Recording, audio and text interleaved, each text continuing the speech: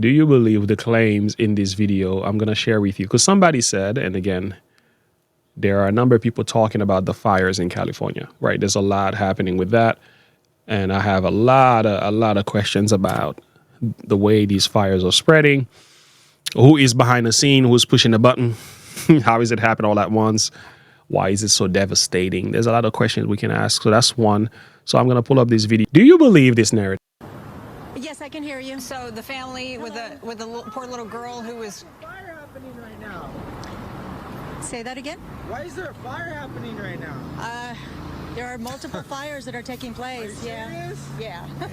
It's Yeah. in the news though. You're supposed to know. Well, I don't know how it started. We don't know how it started. There, I think winds. it's all the gay people in LA. Okay, there we go. Okay. We got the. unacceptable. Gina, You know, I want to hear from you. Do you believe this has anything to do with the LGBT, all the gay people in LA? The fire is starting. So I'm guessing the allegation is these fires have started and are spreading because of the homosexual lifestyles in LA. So my question now is, how do you know for certain? Are you saying God is judging LA for homosexual activities? You can make the case. Yes, in Bible, we have stories in the Bible, right? Sodom and Gomorrah, there's been other stories that you can cooperate that view with. But to say specifically the only reason, right, this is happening, and that was the statement, is because there are homosexuals in LA. I'm like, I don't know if I can collaborate that with scripture, and I'm not necessarily sure if this is a proper way to interpret scripture either. And I would like to hear from you guys before we go into the nature of that statement and what it means. We're going to watch another video as well, and then check out Pastor Juan Kelly's message. So do you believe God is punishing California because there are so many gay people there? Do you believe that's the reason why this is happening? And again, let's listen to the man. He said it. He's asking the question. Listen to him carefully. Yes, I can hear you. so the family with the poor little girl who was Fire happening right now. Say that again. Why is there a fire happening right now? There are multiple fires that are taking place. Are you serious? Yeah. It's Yeah. in the news though. You're supposed to know. Well, I don't know how it started. We don't know how it started. There, I think winds. it's all the gay people in LA. Okay, there we go. Okay. We got the. unacceptable. Gina, Yeah, I mean, let me read my comments before I answer. Anything possible, but I don't believe it. Somebody said, Mario, thank you. Anything is possible, but I don't believe it. Okay. Anyone else? There we go. No, I don't. Carrie said, no, I don't. No, I don't. Carrie says, no, I don't. The fires are being started by people that have been paid nothing to do with sexuality. Facts. I actually, God is not punishing gay people. Yeah. Yeah, I think it's a, I think it's a ridiculous view, to say the least. It's a ridiculous view. Yeah. So we're going to watch another video. So quickly, do we have evidence in the Bible where God will use fire in case of homosexuality? The question is, the question to that is yes, he has. We are told in the book of, I think it's the book of Jude, and he speaks about the cities of Sodom. He made them an example, right? So, and I think the theological thing that we have to establish is, why did God do that, right? Even as Sodom and Gomorrah and the cities about them in like manner, giving themselves over to fornication, going after strange flesh, or set forth as an example, suffering the vengeance of God. So God, this is abundantly clear But the cities of Sodom and Gomorrah, they gave themselves over unto fornication. And this is good to understand. It was given over.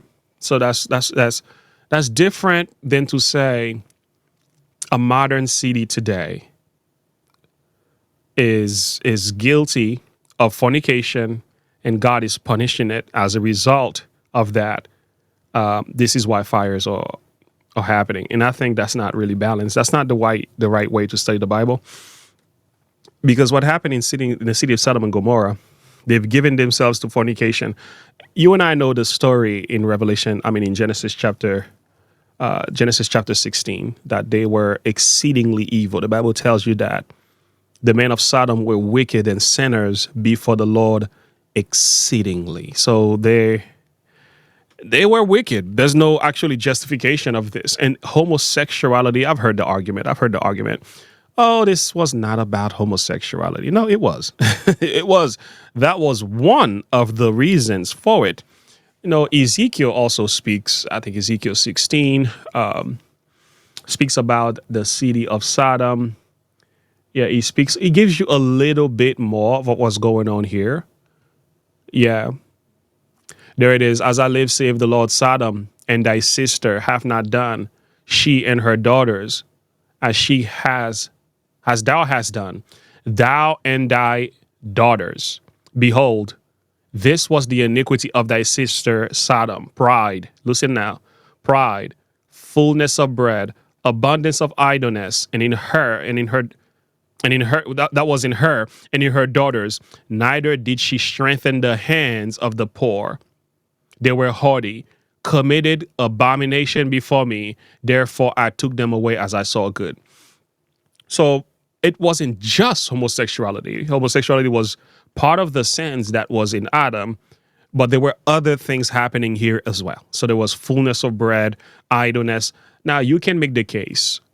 There are parts in California that are very terrible, right? But I will say there are parts in almost every city that are very terrible. I live in Pennsylvania. I can tell you the same is true, right? Washington, D.C., we can make a case for that. We can get to Portland, Arizona. We can make a case for that. As a matter of fact, I'm not far from New York City. That we can make a case for homosexuality. So should God go around burning all these cities around? That's not how the God of the Bible operates. And I think we have to be careful. Like the city of Sodom actually gave themselves over fully to fornication. It was a different level of practice. It was at a place where it was so bad that he had to be destroyed. And you can tell how bad it was when God began to count the numbers to see if there are 10 of them, right? 10. He went down to 50 and 40. And Abraham trying to argue with the Lord, pleading for the city of Sodom in the hope that there will be a couple more faithful ones. But the Bible tells us eventually he could not find 10 faithful individuals.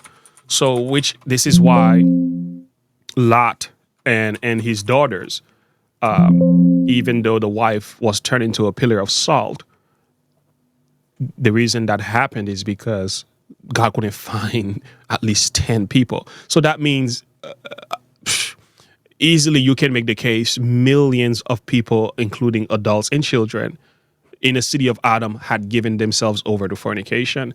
And plus all these other sexual and sinful practices was the reason why God had to destroy the city.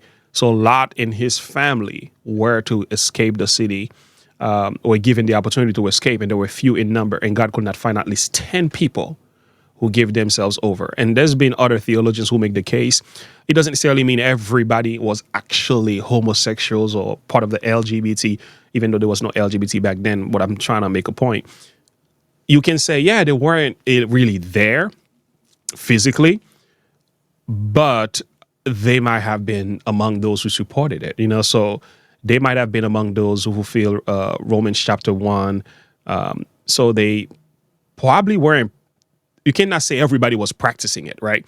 But you can say some of them probably were kind of sympathetic, they were supporting, they were open door churches in a sense, who know if the judgment of God, they which do such things are worthy of death, not only do the same, but those who have pleasure in them that do them. So they will go to the parades. They will have their flags in front of their churches and houses and stuff like that. They have their rainbow going on.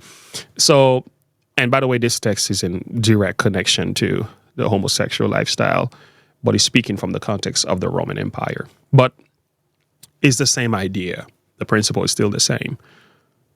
So to say that God came and destroying what's happening in LA,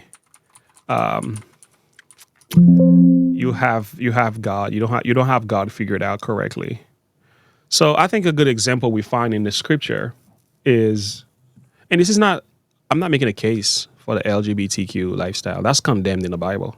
So I hope people understand this is not a case for it. That's clearly a violation of God's law. But the question is to say God is punishing LA just because of that. It's an extreme analogy. So here is another situation, right? When his disciples saw this, they said, Lord, and this is because Jesus was not received. He was rejected in a city. So the Samaritan rejected Jesus.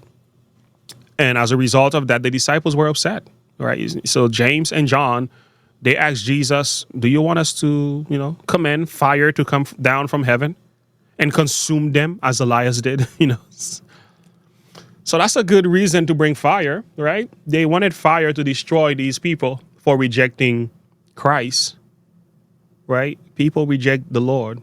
The Lord deals with rejection all the time. And he turned and rebuked them and said, you know not what manner of spirit that you are of. For the Son of Man is not come to destroy men's lives, but to save them. And they went into another village.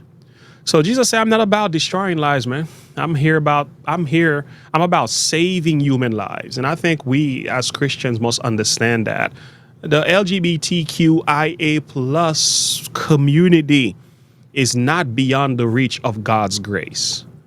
Yes, we don't have to agree and support the lifestyle, but we must extend the same mercy and grace that you and I have received to them as well. So yeah, let's put away the spirit of condemnation. Instead, let's proclaim the gospel of his salvation. We will achieve much more as a result of that. And that's my argument to that one video.